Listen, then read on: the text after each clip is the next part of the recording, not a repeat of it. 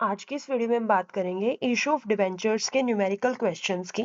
इससे पहले जो डिबेंचर की थ्योरी है हम वो पहले वाली वीडियो में कवर कर चुके हैं। होप आपने वो वीडियो अच्छे से देखी होगी और आपको वो टॉपिक अच्छे से समझ भी आया होगा।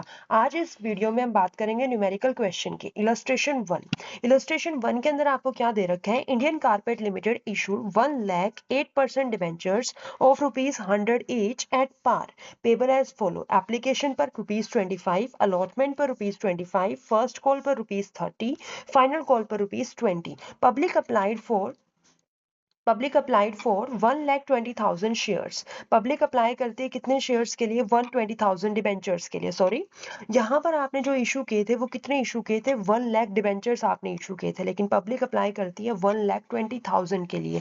यानी केस कौन सा है? ओवर सब्सक्रिप्शन का। और जब भी केस ओवर सब्सक्रिप्शन का होगा तो आपको पूरा काम एक टेबल बना के करना है ताकि आपका काम बहुत ईजिली हो जाए, क्वेश्चन सॉर्ट आउट हो जाए।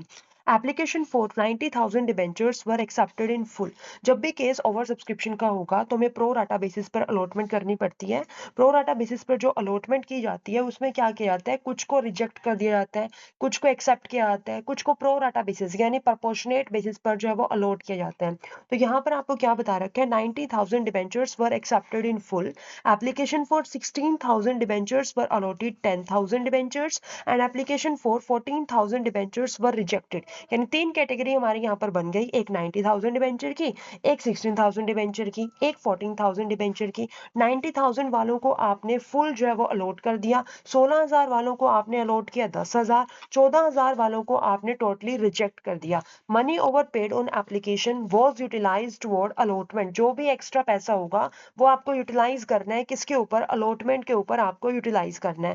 पास journal entries assuming that all money duly were received accept final call on 2,000 debenture. सिर्फ 2,000 डिबेंचर्स पर फाइनल कॉल नहीं आई है, बाकी जितनी भी amount application, allotment, first call आपको सब रिसीव हो गया है सभी शेयर्स के ऊपर। अब यहाँ पर हम एक टेबल बनाएंगे, टेबल के थ्रू हम क्वेश्चन को करेंगे। सबसे पहले जो टेबल आपको बनानी है वो कैसे बनानी है? अब कैसे करोगे? आपको फर्स्ट कॉलम जो बनाना है वो क्या बनाना है? अप्लाइड का। फिर उसके बाद आपको लिखना है अलॉटेड। फिर उसके बाद आपको लिखना है एप्लीकेशन मनी रिसीव्ड। उसके बाद आपको लिखना है application money needed to be received. उसके बाद आप एक कॉलम बनाओगे एक्सेस मनी का। अब यहाँ पर मैंने आपको बताया तीन कैटेगरी थी, जैसे हमारी फर्स्ट, सेकंड और थर्ड। फर्स्ट के अंदर 90,000 डिबेंचर्स के लिए एप्लीकेशन आई, 90,000 के 90,000 अलॉट कर दिए। दूसरा 16,000 के लिए आई, 10,000 अलॉट करे। तीसरा 14,000 के लिए आई, कुछ भी अलॉट नहीं किया, रिजेक्ट कर दिया। अब आपको चेकआउट करना है कि एप्लीकेशन पर आप कितने रुपीस मंगवा रहे हो। हम ₹25 जो है एप्लीकेशन पे मंगवा रहे हैं, तो हम इसको यहाँ पर ऊपर लिख लेते हैं। एप्लीकेशन पर आ रहे हैं ₹25। अब आपको क्या करना है? 90,000 को 25 से मल्टीप्लाई करना है। कितना आ जाएगा? 22,50,000। 16,000 को 25 से मल्टीप्लाई करना है, कितना आ जाएगा? 4 लाख। 14,000 को 25 से मल्टीप्लाई करना है, कितना आ जाएगा? 3,50,000। ऐसे ही आप application money needed to be receive निकाल लोगे। ये वाला कॉलम आप मल्टीप्लाई करोगे 25 से। अप्लाइड, जब आपने एप्लीकेशन मनी रिसीव निकाला तो इस वाले कॉलम को हमने क्या किया? इस वाले कॉलम को, that one, sorry this one, applied को आपने क्या किया? मल्टीप्लाई किया 25 से। अब आपको क्या करना है? अलॉटेड वाले कॉलम्स को मल्टीप्लाई करना है किसे? 25 से। तो आपके पास application money needed to be receive आ जाएगी। 90,000 इंटू 25 करोगे, कितना आ जाएगा? 22,50,000। उसके बाद 10,000 को आप मल्टीप्लाई करोगे 25 से, कितना आ जाएगा? 2,50,000। यहाँ पे कुछ अलॉटिंग था, नील था। मल्टीप्लाई करोगे 0 को 25 से तो कितना आएगा? नील ही आएगा, जीरो ही आएगा, कुछ नहीं आएगा, नथिंग। उसके बाद एक्सेस आप निकाल लोगे। एक्सेस कैसे निकालना है? इस वाले कॉलम और इस वाले कॉलम का डिफरेंस। 22,50,000 में से अगर मैं 22,50,000 माइनस करूँ तो 0 आ जाएगा। 4 लाख में से 2,50,000 माइनस करूँ, 1,50,000 आ जाएगा। 3,50,000 में से मैं नील माइनस करूंगी तो 3,50,000 आ जाएगा। अब आपको क्या करना है? ये जो भी एक्सेस मनी है उसमें से हम क्या करेंगे? रिफंड करेंगे। कुछ पैसा आप एडजस्ट करोगे। देखो, जिसको आपने कुछ भी अलॉट नहीं किया वो वाला पैसा तो सारा रिफंड हो जाएगा। जिसको आपने कुछ ना कुछ अलॉटमेंट की है तो एक्स्ट्रा पैसा आप अलॉटमेंट पर एडजस्ट कर दोगे। अब फर्स्ट एंट्री हम बनाते हैं और लास्ट में आप टोटल भी यहाँ पे निकाल लोगे।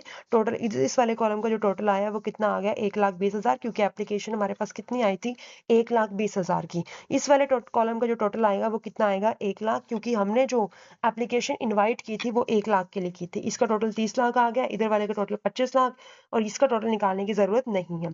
अब यहाँ पे फर्स्ट एंट्री हम पास करते हैं, फर्स्ट देखते हैं कि पैसा हमारे पास कितना आया। देखो टेबल से हमें क्लियर हो गया कि पैसा हमारे पास कितना आया, 30 लाख। आना कितना चाहिए था, 25 लाख। यानी कुछ पैसा एक्स्ट्रा आया, उसे रिफंड करना है, कुछ एडजस्ट करना है। तो फर्स्ट एंट्री जैसे हम शेयर के केस में बनाते आ रहे थे, आप क्या करते थे, एप्लीकेशन मनी का पैसा रिसीव करते थे। तो फर्स्ट एंट्री आप यहाँ पे क्या बनाओगे, bank account debit to debenture application account.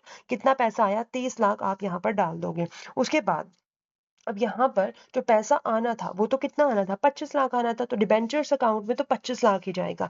Debenture application को आपने ऊपर क्रेडिट किया 30 लाख से, तो नीचे डेबिट हो जाएगा 30 लाख से। जितने से क्रेडिट करोगे उतने से ही डेबिट करना है। डिबेंचर अलॉटमेंट पर आप कितना एडजस्ट करने वाले हो, अभी मैंने टेबल में आपको बताया भी था।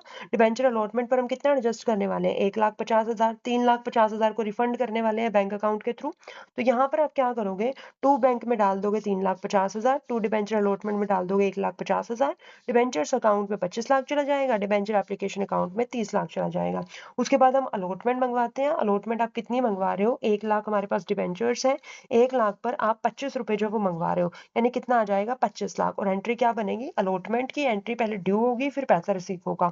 कोई भी जो है वो एरियर नहीं है क्वेश्चन के अंदर, तो सिंपल एंट्री बनेगी।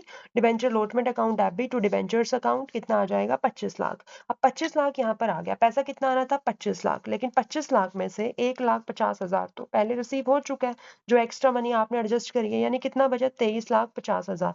यानी आपके पास जो एक्चुअल पैसा आया वो कितना आया, 23,50,000। तो एंट्री आप यहाँ पर क्या बनाओगे, bank account debit to debenture allotment account, कितना डाल दोगे, 23,50,000।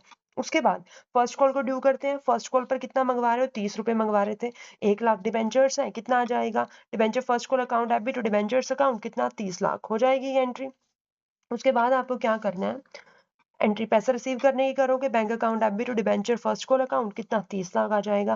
फिर उसके बाद सेकंड एंड फाइनल कॉल को ड्यू करोगे, फाइनल कॉल पर कितना मंगवा रहे हैं, 20 रुपए, 1 लाख इंटू 20 करोगे, 20 लाख आ जाएगा। Debenture second and final call account debit to debentures account, कितना, 20 लाख। आपको ये भी याद रखना है कि लास्ट कॉल पर डिफॉल्ट था कितने शेयर, कितने डिबेंचर्स पर डिफॉल्ट था, 2000 डिबेंचर्स पर डिफॉल्ट था। और हम कितने डिबेंचर्स, सॉरी कितनी अमाउंट हम मंगवा रहे हैं, 2000 पर हम 20,000, सॉरी 20 रुपए हम मंगवा रहे हैं, ठीक है।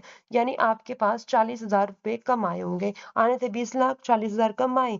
20 लाख में से 40,000 माइनस कर देंगे तो कितना आया, 19,60,000। एंट्री क्या बनेगी, bank account debit to debenture second and final call account, कितना, 19,60,000। होप इतना आपको अच्छे से क्लियर हुआ होगा।